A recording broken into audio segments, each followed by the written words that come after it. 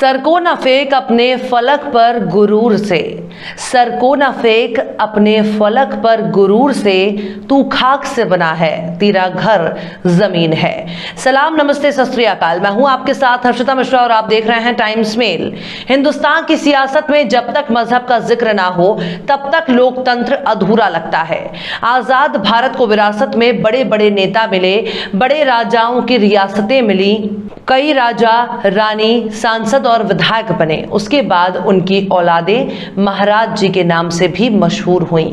हमारे मुल्क की आवाम पहले राजा और महाराजाओं का चरण धोकर पीने की आदी हुई, फिर अंग्रेजों की गुलामी में जिंदगी गुजारी। उसके बाद नेताओं की गुलामी ने उनकी जिंदगी को इतना खुशहाल बना दिया जिसकी कल्पना उनके बाप दादाओं ने अंग्रेजों की लाठी खाते वक्त भी नहीं की होगी।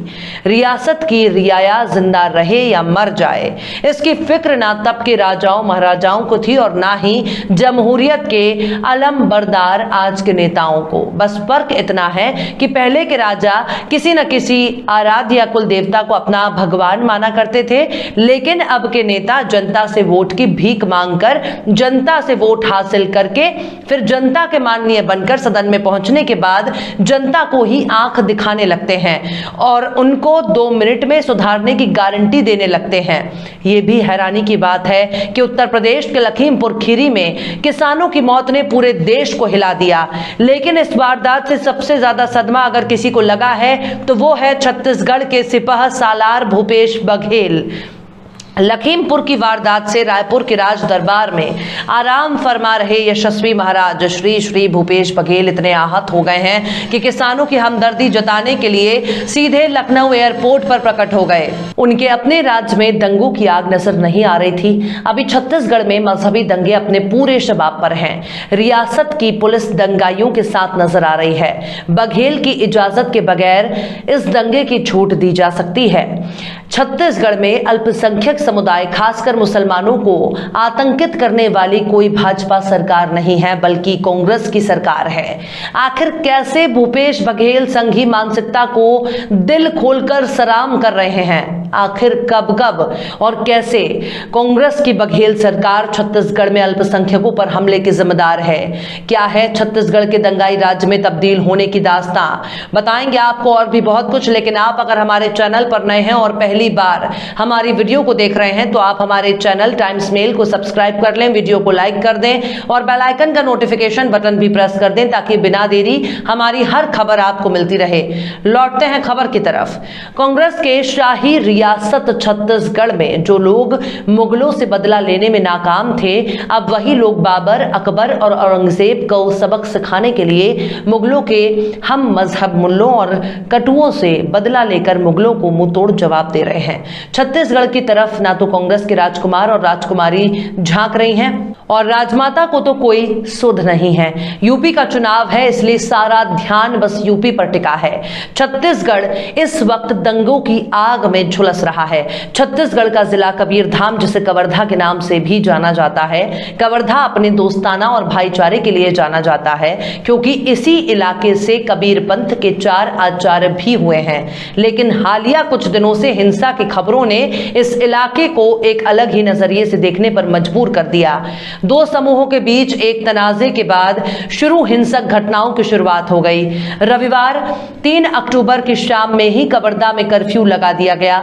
कवर्धा और आसपास के 3 जिलों में इंटरनेट सर्विस बंद कर दी गई और जिलों के बॉर्डर सील करने की खबरें भी आई हैं। इसके अलावा इस मामले में पुलिस ने अब तक 50 से ज्यादा लोगों को गिरफ्तार भी किया है। मीडिया रिपोर्ट्स के मुताबिक शहर में घुसने की कोशिश नाकाम होने पर बीजेपी के पूर्व मंत्री समेत कई बीजेपी नेता धरने पर बैठ गए। विपक्ष जहां इस घटना का ठीकरा प्रशासन पर फोड़ रही है, तो वहीं बघेल सरकार इस मामले में लॉ एंड ऑर्डर की तारीफ करते नहीं थक रही। कवर्धा यानी कबीरधाम राज्य के पूर्व मुख्यमंत्री रमन सिंह का गृह जिला है, तो वहीं राज्य के वन मंत्री और प्रवक्ता मोहम्मद अकबर इसी इलाके से विधायक हैं। इस वक्त छत्तीसगढ़ की कुछ दिल दहला देने वाली नजारे भी सामने आ रहे हैं, जिसे देखने के बाद छत्तीसगढ़ की बघेल सरकार और उनकी पुलिस पर सवालिया निशान उठ रहे हैं। पुलिस की मौजूदगी में बाकायदा अल्पसंख्यकों पर हमले हो रहे हैं, जिसमें पुलिस बढ़ चढ़कर दंगाइयों की भूमिका अदा करती दिख रही है। आखिर पुलिस क्यों दंगाइयों के साथ खड़ी है, इन दंगाइयों को क्यों नहीं रोक रही है, इस बारे में भी आपको बताएंगे। लेकिन पहले इस पूरे मामले को समझना जरूरी है कि आखिर इसकी शुरुआत कैसे हुई। मीडिया रिपोर्ट्स के मुताबिक रविवार 3 अक्टूबर को कवर्धा के लोहारा नाका चौक पर कुछ नौजवानों ने धार्मिक झंडा लगा दिया था। इसे लेकर एक शख्स की पिटाई भी कर दी गई, जिसके बाद मामला दो पक्षों की झड़प में तब्दील हो गया और फिर दंगे की शक्ल लेने लगा। दोनों तरफ से जमकर पत्थरबाजी हुई। मंगलवार 5 अक्टूबर को भारतीय जनता पार्टी और विश्व हिंदू परिषद ने कबीर धाम को बंद रखने का ऐलान किया, लेकिन प्रशासन ने धारा 144 नाफिज कर दी। खबरों की माने तो इस रैली में बीजेपी सांसद सतीश पांडे ने भी शिरकत की थी, जिसके बाद इसी प्रदर्शन में हिंसा हो गई। भीड़ ने दूसरे पक्ष के लोगों पर जमकर पथराव किया, कुछ जगहों पर तोड़फोड़ भी किया गया। हालात को कंट्रोल करने के लिए पुलिस ने लाठी चार्ज किया और आंसू गैस के गोले भी छोड़े, लेकिन सोशल मीडिया पर आई फुटेज में अल्पसंख्यक मुस्लिम समुदाय के घरों पर हमले और तोड़फोड़ के दौरान पुलिस मूक दर्शक नजर आई। आखिर पुलिस इस मामले में दंगाइयों की भूमिका में क्यों खड़ी है? इस वीडियो को मोहम्मद तनवीर नाम के ट्विटर यूजर ने शेयर करते हुए लिखा, मन बहुत दुखी है। छत्तीसगढ़ में मुसलमानों के घर पर हमले हो रहे हैं, दुकानों को तोड़ा जा रहा है, पता नहीं क्या हो रहा है। वहां पर आप सब दुआ करें प्लीज। पत्रकार वसीम अकरम त्यागी लिखते हैं कि प्रिय भूपेश बघेल, छत्तीसगढ़ के कवर्धा में मुसलमानों के घरों में तोड़फोड़ करने वाले, पत्थरबाजी करने वाले इन तमाम आतंकियों को रासुक और यूपीए के तहत जेल में डालिए, इनकी संपत्ति जब्त कीजिए, इनके मकानों को जमींदोज कीजिए। राहुल गांधी और प्रियंका गांधी देखें। पत्रकार कविश अजीज लिखते हैं कि कवर्धा छत्तीसगढ़ से परेशान करने वाले वीडियो आ रहे हैं। भाजपा सांसद संतोष पांडे द्वारा संबंधित हिंदुत्व रैली में मुस्लिम इलाकों के घरों पर हमला किया, उनके घरों में घुसने की कोशिश भी की गई। ध्यान दीजिएगा, कुछ वर्दीधारी भी नजर आ रहे हैं। झंडा विवाद पर पुलिस का कहना है कि रविवार को लोहारा नाक चौक पर बिजली के खंभे पर एक झंडा लगाने और फिर उसे उतारने को लेकर दो पक्षों में जमकर मारपीट हुई। झंडा लगाने वाले युवक के साथ भी मारपीट की गई। इसके बाद से विवाद बढ़ता चला गया। बीबीसी हिंदी की इस रिपोर्ट के अनुसार मंगलवार 5 अक्टूबर को भारतीय जनता पार्टी और विश्व हिंदू परिषद ने कबीर धाम को बंद रखने की घोषणा की थी। हालांकि प्रशासन ने धारा 144 लागू की थी, लेकिन भारी संख्या में पहुंची भीड़ ने एक बड़ी रैली निकाली। भीड़ की मांग थी कि इस विवाद में जिन लोगों के खिलाफ प्राथमिकी दर्ज की गई है उन्हें गिरफ्तार किया जाए। पुलिस का दावा है कि कबीर धाम जिले में एक प्लानिंग के तहत भीड़ को भड़काने की कोशिश की गई। बंद की रैली के लिए कई पड़ोसी जिले से लोग मंगलवार को शहर पहुंचे थे और उन्होंने जगह जगह तोड़फोड़ की और आगजनी की। पुलिस का यह भी दावा है कि हिंसक और बेकाबू भीड़ ने पुलिस पर भी हमला किया। इसके बाद पुलिस को बल प्रयोग करना पड़ा। पुलिस के लाठी चार्ज का एक वीडियो क्लिप भी वायरल हो रहा है, जिसमें भीड़ पर पुलिस जमकर लाठी भांज रही है। इस घटना का एक वीडियो क्लिप शेयर करते हुए पत्रकार श्याम मीणा सिंह ने लिखा, छत्तीसगढ़ के कवर्धा में आरएसएस के गुंडों ने कुछ दुकानों पर हमला किया। यही दिल्ली दंगों में हुआ करता था, लेकिन वहां दो अंतर हैं। दिल्ली पुलिस दंगाइयों के साथ खड़ी थी, यहां दंगाइयों की सुताई हो रही है। दिल्ली पुलिस दंगे के बाद एक्शन में आई, यहां दंगे होने से पहले आ गई। वहीं अगर झंडा विवाद की बात की जाए तो मंगलवार की देर शाम जिला प्रशासन ने उसी जगह पर फिर से झंडा लगा दिया जिस जगह से विवाद शुरू हुआ था। पुलिस महानिदेशक डीएम अवस्थी ने अंग्रेजी अखबार हिंदुस्तान टाइम्स से कहा, मंगलवार को एक दक्षिणपंथी संगठन ने एक विरोध प्रदर्शन का ऐलान किया था। प्रदर्शनकारी दूसरे समुदाय वाले बहुल इलाके में गए और वहां हिंसक हो गए। हालात पर काबू पाने के लिए कर्फ्यू लगा दिया गया। कुछ पुलिसकर्मियों समेत कुछ लोगों को मामूली चोटें आई हैं, लेकिन उनकी हालत स्थिर है। लेकिन इस पूरे मामले में आखिर सरकार का क्या कहना है? बीबीसी हिंदी के मुताबिक इस मामले में राज्य के गृह मंत्री ताम्रध्वज साहू ने कहा कि व्यवस्था को बनाए रखने के दृष्टिकोण से पुलिस बेहतर काम कर रही है। उन्होंने कबीर धाम की घटना पर कहा कि आजादी के बाद से आज तक छत्तीसगढ़ में सांप्रदायिक उम्मीद की कोई घटना नहीं हुई है। कबीर धाम की घटना को किसी सांप्रदायिक चश्मे से देखना ठीक नहीं है।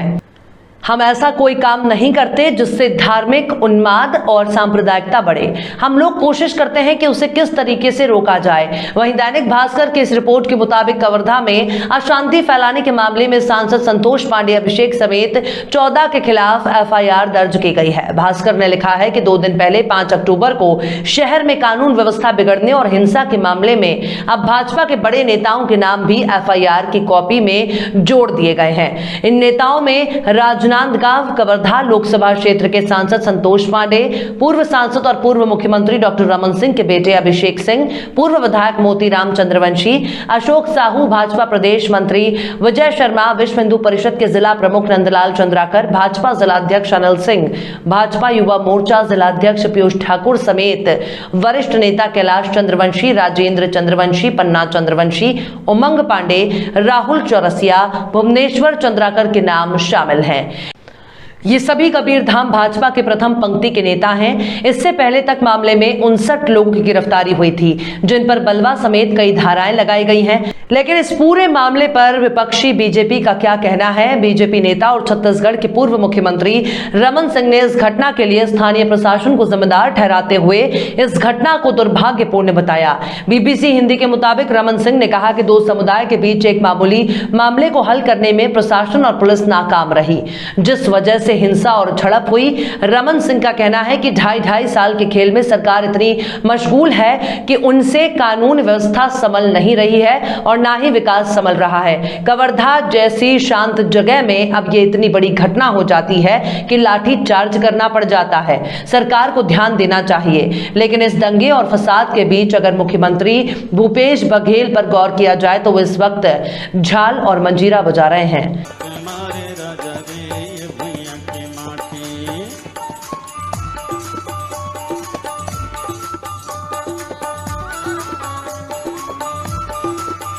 सीएम बघेल खुद इस वीडियो को अपने ट्विटर अकाउंट पर शेयर किया है। ऐसे में सवाल है कि आखिर कानून का राज किस तरफ है? दंगाइयों के साथ पुलिस किस राज्य की है? यह कोई पहला मामला नहीं है, बल्कि कबीरधाम जिले में ईसाइयों पर भी हमले होने की वारदात सामने आ चुकी है।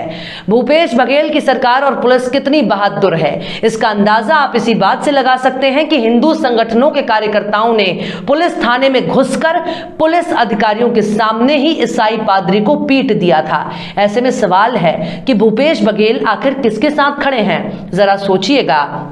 और चलते चलते आखिर में हबीब जालिब ने भी क्या खूब फरमाया है, तुमसे पहले वो जो एक शख्स यहां तख्त नशी था, तुमसे पहले वो जो एक शख्स यहां तख्त नशी था, उसको भी अपने खुदा होने पे इतना ही यकीन था।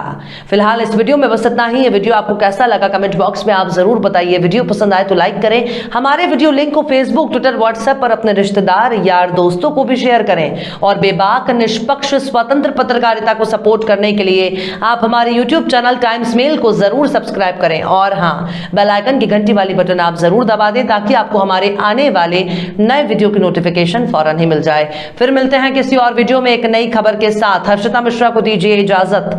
जय हिंद। तो देख लिया आपने हमारे इस वीडियो को। हमें उम्मीद है कि आपने हमारे वीडियो को लाइक किया होगा और दूसरों को भी शेयर किया होगा। अगर अभी तक आपने हमारे चैनल टाइम्स मेल को सब्सक्राइब नहीं किया है तो जल्दी से सब्सक्राइब कर दें और बेल आइकन भी प्रेस कर दें।